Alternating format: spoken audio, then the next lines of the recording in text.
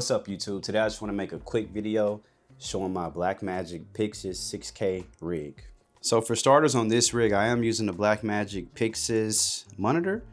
One thing I like about this monitor off rip is the fact that it's powered straight by USB-C. I will say you most likely will need Blackmagic USB-C cables to get it to work properly. I did try several other ones, but they did not work. They were unable to power the device to give it a feed. For the cage on this camera, I went ahead and decided to go with the Tilta Full Body Cage. One thing that I like about this particular cage is the top plate.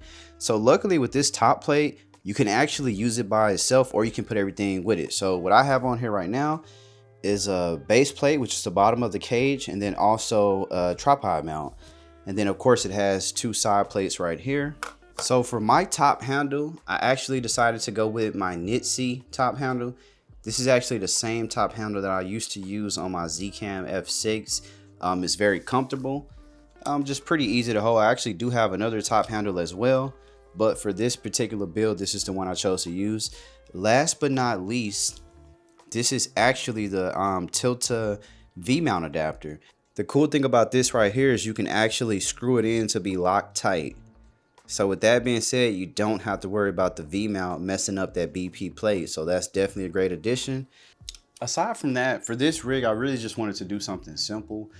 I feel like a lot of people make cages complex. Honestly, this camera already has a good amount of weight to it. So what I might actually end up doing is literally just using the top plate.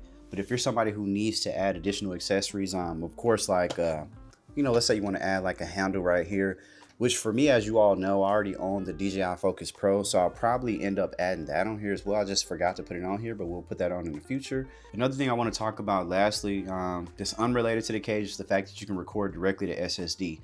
So the good thing about that is you could actually save on media. So as you can tell, this is a SanDisk SSD. These are actually the same SSDs that I was using on the original Blackmagic Pocket 6K. With that being said, these SSDs are affordable. You can generally get them from anywhere from maybe 80 to 100, depending on the brand. For me personally, SanDisk and Western Digital, I've had both of those for several years and they haven't failed on me, so I would recommend getting those. Aside from that, like I said, this is a very quick video. Just kind of want to show off the cage. If you're somebody looking to get a cage for this particular camera, I think you will enjoy the Tilta cage. Me personally, if you don't need a full cage, I'd recommend just getting a top plate so you can put on a top handle.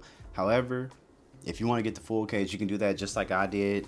But just like I said, thinking back on it, you can definitely get away with the top handle and then honestly this V-mount battery plate. Now they do also have like a B-mount version, but for this particular camera, I wanted to use the V-mount batteries that I have, you know, already had pretty much. So that's why I'm using this one. Aside from that, hey, I got more videos in the future. I'm going to drop some test footage of this camera. If you're wondering what lens this is actually the DZO Catta zoom. So this is actually the 35 to 80 millimeter. This is kind of the lens I've been using on this camera. I actually picked up a kit. I'll do a video of that in the future. With that being said, I hope everybody has a great day. If you have any questions, drop them in the comments below. And yeah, see you soon. Oh yeah, before I get out of here, this is actually the Tilta Mattebox. So this is the same matte box that I actually use on the Ursa Cine 12K. I have a smaller matte box that's made by Neewer, the company that makes affordable accessories that I'm probably going to use on this. I'm really going to swap them out because like I said, this matte box, I really prefer to use it on my bigger camera. For this rig, it is a little bit overkill, but if you need something that holds multiple filters, specifically at least 3 at a time, this is one of the best ones on the market. Aside from that, if you have any questions, just drop a comment below and we can talk about it. Peace.